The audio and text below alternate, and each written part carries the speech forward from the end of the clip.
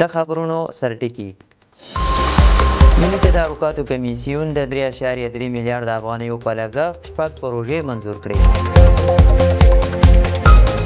کندهار کې د انارو 3 ورځنی میلې نړیوال نندارتون جوړیږي.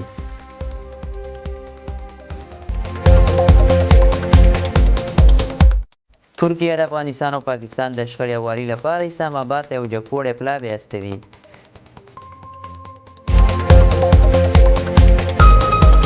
ایران غواړي له افغانستان سره ګمرکي خدمتونه 4 ساعته فعال کړي.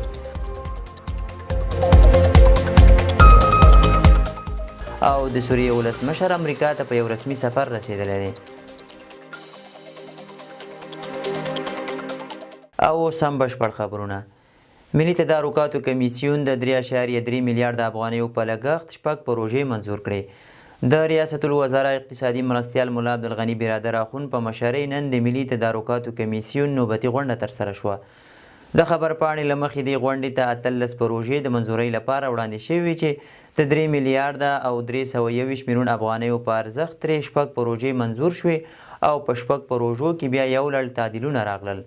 په منظور شوو پروژو کې د بادغیس ولایت د قادس خردک ولسوالۍ د اوبو ذخیروي بند، د پروان ولایت د باګرام او کوهي صافي ولسوالیو ترمنځ غځېدلی سړک، د جوزجان ولایت قوشتېپې او درزاب ولسوالیو ته د برېښنا رسول او همداراز په مختلفو ولایتونو کې د برېښنا رسونې او توزیع پروژو د پاتې چارو بشپړول شامل دي. د کډوالۍ نړیوال سازمان د راستنېدونکو کډوالو ستونزو ته د رسېدنې لپاره 3 کاري وختونه کار پیلوي. د طالبانو حکومت د اقتصاد وزیر مولوي دین محمد حنیف د کډوالۍ نړیوال سازمان او یوناما له اساسو سره په کتنه کې د راستنېدونکو افغانانو د بېساري ډېرښت له امله د کډوالۍ له سازمانه وغوښتل چې خپل فعالیتونه 3 کاري وختونو ته لوړ کړي. د کډوالۍ نړیوال سازمان هم دغه غوښتنه منلې ده. نوموړي همدارا د یاد سازمان او یوناما له اساسو وغوښتل چې په رحمت مینه کې د کډوالو لپاره د خیمو په شمیر کې هم ډیروالی راولي.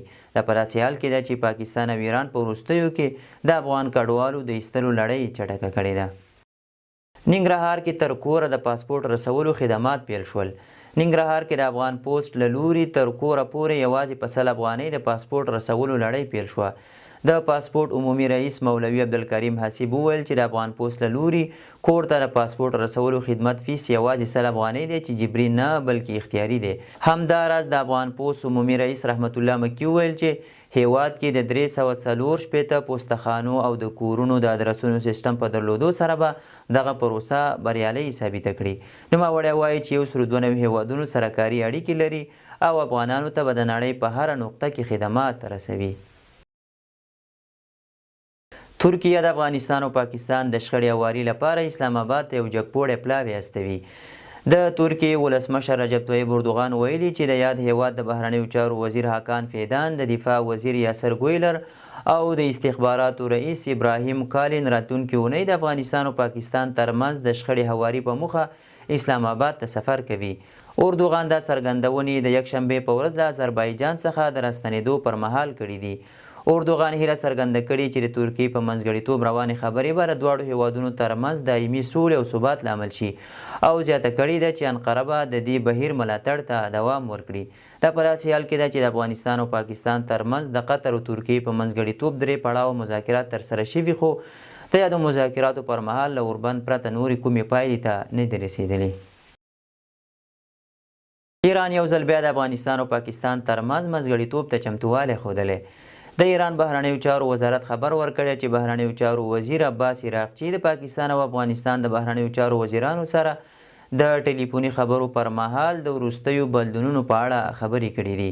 ښاغلي عراقچي د افغانستان او پاکستان ترمنځ موجوده وضعیت په اړه اندېښنه ښودلې او سیمه کې د تاثیر لرونکو هیوادونو په مرسته یې د دواړو هیوادونو ترمنځ د خبرو اترو د دوام په اړتیا او تاوتریخوالي په کمیدو ټینګار کړی دی. نوموړي ویلي تهران د کابل او اسلام آباد ترمنځ د اختلاف او تاوتریخوالي کمیدو لپاره همکارۍ ته چمتو دی. دا په داسې حال کې ده چې د افغانستان او پاکستان ترمنځ ترکیه کې 3م پړاو مذاکرات هم 13 ورځ بې نتیجې پای ته ورسېدل. ایران غواړي له افغانستان سره ګمرکي خدمتونه 4 ساعته فعال کړي. کابل کې د ایران سفیر حسن بیګدیلی د ګمرکونو له عمومي رئیس عسکري سره وکتل او له افغانستان سره د ایران د ګمرکي همکاریو په اړه خبرې وکړې. د خبر پاڼې له مخې په دې لیدنه کې دواړو لورو د سوداګرۍ د اسانتیا د توکو د ترانزیت او د سرحدي همغږۍ د پیاوړتیا په اړه نظریات تبادله کړل. د ایران د ګمرکونو رئیس فرود عسکري وویل ایران چمتو دی چې د دوغارون، ماهرود، ملک او شمتیق په پولو کې 40 ساعته ګمرکي خدمتونه وړاندې کړي څو د دواړو هیوادونو ترمنځ سوداګریز بهیر چټک او منظم شي.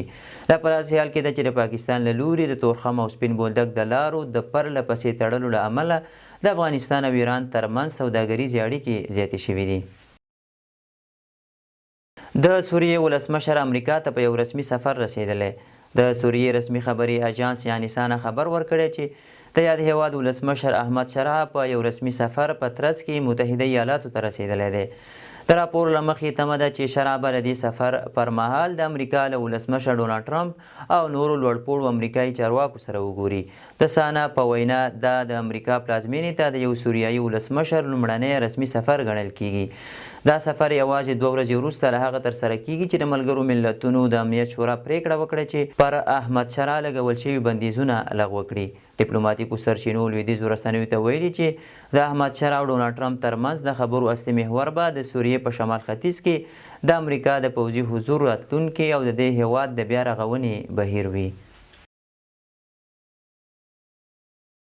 سعودي عربستان د منځنۍ طبقې سیلانیانو د راجلبولو لپاره نوی پروګرام پیلوي. د سعودي عربستان د ګرځندوی وزیر احمد الخطیب ویلي چې دغه هیواد د ګران بیه ګرځندویي ځایونو له پراختیا وروسته غواړي د منځنۍ طبقې لپاره د منځنۍ بیې ګرځندویي امکانات هم زیات کړي او د حاجیانو لپاره د هوټلونو ظرفیت پراخ کړي. هغه ټینګار وکړ چې ریاض به د ګرځندوی په پلانونو کې دا ټولنیز قشر هیڅکله له پامه ونه غورځوي. الخطیب دا خبرې د ملګرو ملتونو د ګرځندوی د کلني کانفرنس په څنډه کې وکړي چې سږکال د لومړي ځل لپاره په ریاض کې ترسره کیږي. سعودي عربستان غواړي تر 2030 کال پورې هر کال 150 میلیون ګرځویان جذب کړي چې لږ تر لږه 1/3 برخه به بهرنیان وي. د شال ټلویزیون قدرمند لیدونکو د دې مهال لړ مهم خبرونه تر بیا ښه وخت